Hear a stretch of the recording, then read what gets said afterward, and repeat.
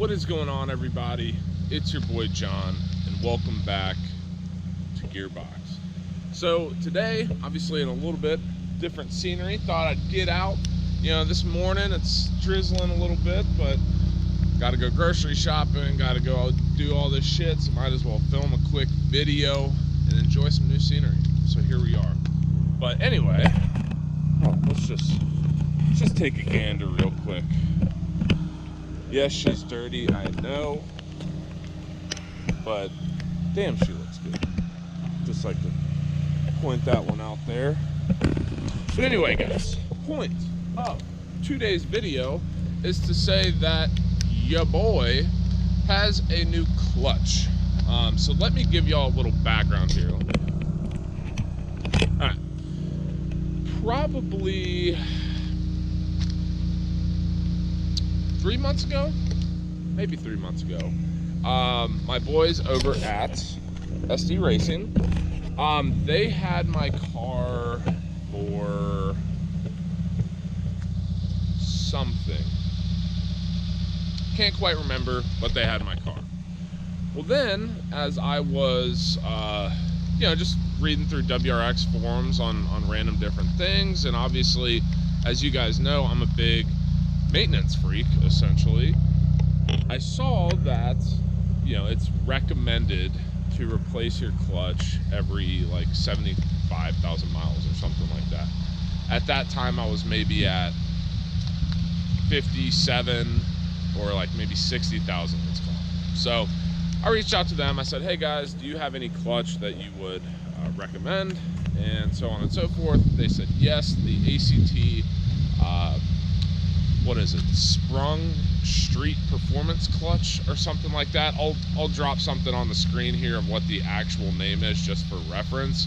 But anyway, they're like, yep, it's gonna be $1,100, $1,000 for install. Do you want to go ahead and order it because of all the lead times that are affecting us because of COVID and all this other bullshit? Sure. So anyway, order the clutch. Don't really think anything of it.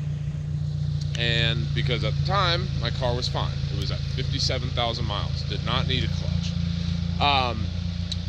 However, as I continued to drive the car and as I continued to live with the car, I started to notice a couple things that are pretty much telltale signs of a failing clutch. So if you want to, let me say these, pause it and write them down or something, feel free, but these are pretty much telltale signs.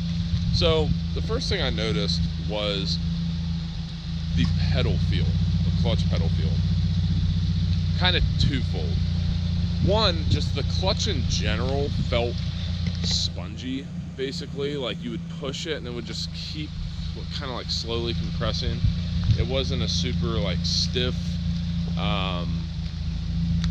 I don't know. It just felt spongy, and when I say that and you feel it, you'll know.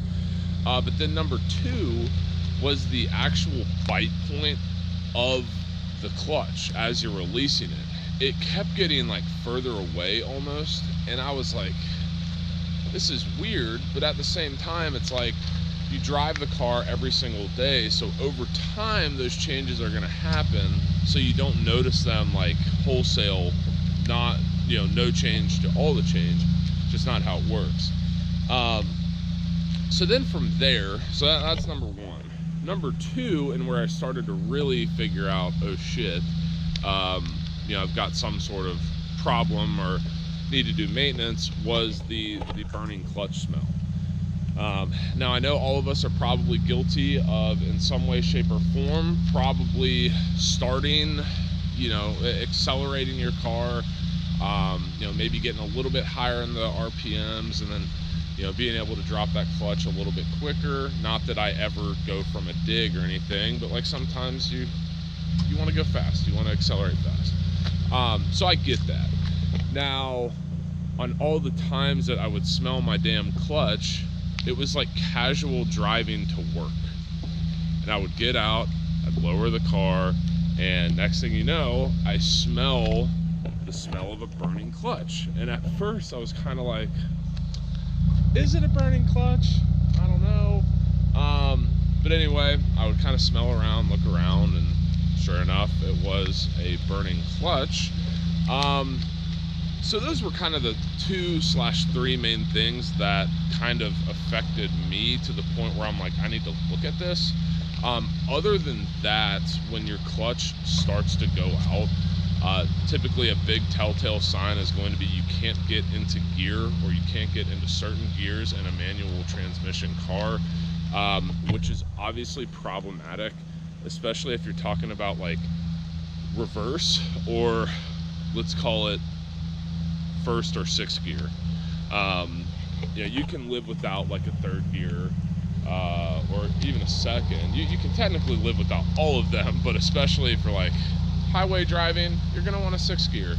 For low speed, you know, whatever, you're gonna want a first gear, etc. So those are kind of the telltales there. Anyway, so I started to feel and smell the burning clutch and the you know, the clutch pedal, and I decided, you know what, right now, as the car sits right now, I have 69,600 miles on the car. So if you recall from earlier in the video, I believe Subaru recommends every 75,000 miles. So I was close enough to say, you know what, let's just go ahead and bite the fucking bullet and get it installed. One, for maintenance, and two, I'm driving to Destin, Florida next week. So it's kind of like, especially when you talk about being locked out of gears, let's go ahead and just get this shit out of the way before I have a problem getting into gear when I'm 7 hours away from home, right? So I dropped it off at the guys at SD Racing on, I guess it was Monday of this past week. It seems like longer than that for some reason, but anyway, Monday of this past week, dropped it off, and they had my clutch kit in there, right? I'd asked them, hey guys, do you mind if we just ship it here and I keep it there for a little bit until I need it? They said absolutely. So now we get to the point of, well, what all was included in the ACT, which, in case you don't know, stands for Advanced Clutch Technology, Street Sprung, Street Performance Clutch Kit, because it's not just a clutch. So basically what's included is going to be obviously a clutch, a lighter flywheel, and then I believe it's like maybe a throwout bearing or something like that, or maybe a pilot bearing, or I don't know, like a couple different bearings. Clutch fork is not included in this. It's just flywheel, clutch, and then a couple bearings to make it happen. Overall impressions of this thing since we've done that. It took about a day for them to install. They called me and said, hey John, you ready to come pick up your car? Let's do it. I'm like, all right, awesome. This clutch is fucking awesome. I never thought I'd say that about a clutch. I really didn't. This clutch is amazing, and let me tell you why. A couple reasons as to why this clutch is so amazing is, one, gonna be the fact that I was driving on a shitty clutch. So it feels good to change that out and to have a clutch that actually operates as it's supposed to and is not completely worn down after tens of thousands of miles of driving, right? However, outside of that, you know, stating the obvious, there are really two things that this clutch kit is really, like, anyone who would drive a stock WRX and then drive my WRX, two massive things that you're going to realize on that. We'll start with the most obvious and then go to the least obvious. So most obvious being the bite point, right? Or how the clutch pedal feels, how heavy the clutch pedal is, and where that starts to catch, and so on and so forth. Obviously, every clutch is going to be different, but this one feels awesome. So to describe it a little bit, has a very linear like feel to it as you're pressing it in. it's not like no pressure, pressure, no pressure like the stock one. It's, you know, maybe a little dead area and then just pressure all the way through. It's a little bit heavier, but I wouldn't necessarily say be careful, you know, it's too heavy to daily drive, or if you're, you know, a smaller, weaker person, oh my God, you can't drive it. No, it's not that heavy.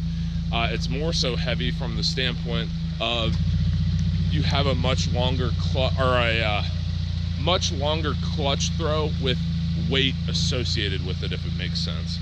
I love it. It makes, you know, accelerating this car and just overall driving the car smooth fucking a million times better. And I cannot stress that enough. All right, so that's the obvious, or the more obvious. The least obvious, however, is going to be the fact that the flywheel in this kit is lighter than the OEM flywheel in the base model Subaru WRX. If you are like me, as I was prior to getting this clutch installed, I had always known that there was like lighter flywheels and this and that, but I didn't really know why. All I know is that on Forza or whatever car game, I would upgrade it to a lighter flywheel because the performance bar would go from B to A, for example, and that was it. But I never really understood the physics behind it. So as of Monday, I now somewhat understand kind of why a lighter flywheel makes more sense, or not necessarily makes more sense, but how it changes the drivability of the car. So yeah, once again, clutch is going to be, you know, more linear bite point. It's just going to have a more durable material, you know, for more harsh driving, given the fact that it is aftermarket.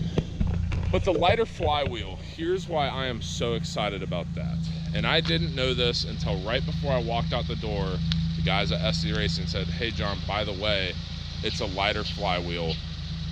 And then basically what I'm about to tell you. So because it is a lighter flywheel, what you're going to experience, and it's kind of weird when you go from rocking an OEM flywheel to this new flywheel, the second you put the clutch in, your RPMs are going to drop significantly quicker. Like if you don't blip the throttle to rev match downshift, you are going to rock your ass out of your car. And that's just how it is.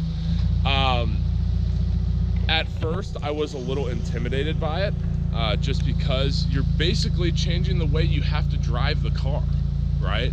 I've had this car for 3 years, and I've learned to drive it for 3 years with the same, you know, transmission components outside of a short throw shifter, and now I have to relearn it.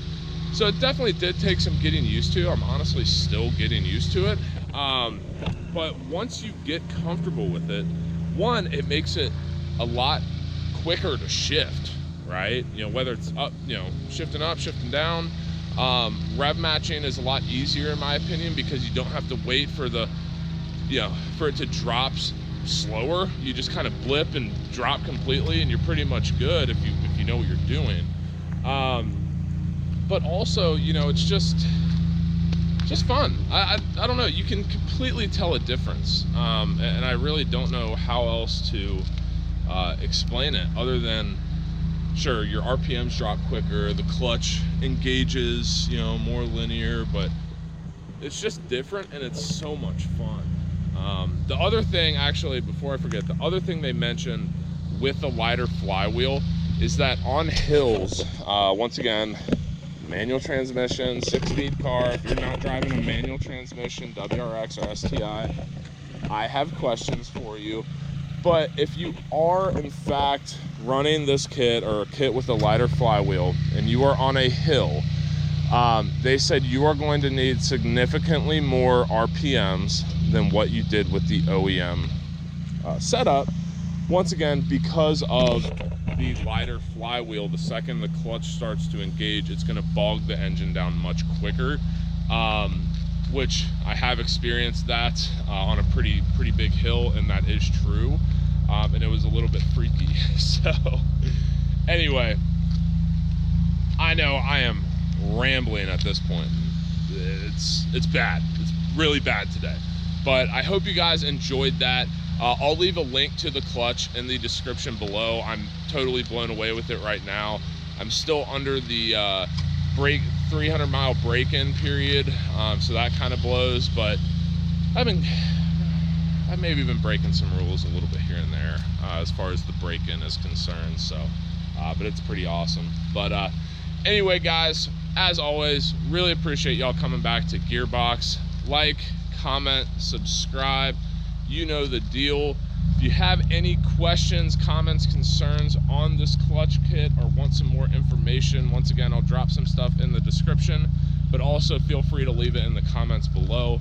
I try to respond to every single person, so your probability of getting an answer is pretty damn high, at least at this point. So without further ado, I'm gonna call it here, but I hope y'all have a great rest of your day, great rest of your week, and I'll see you next time.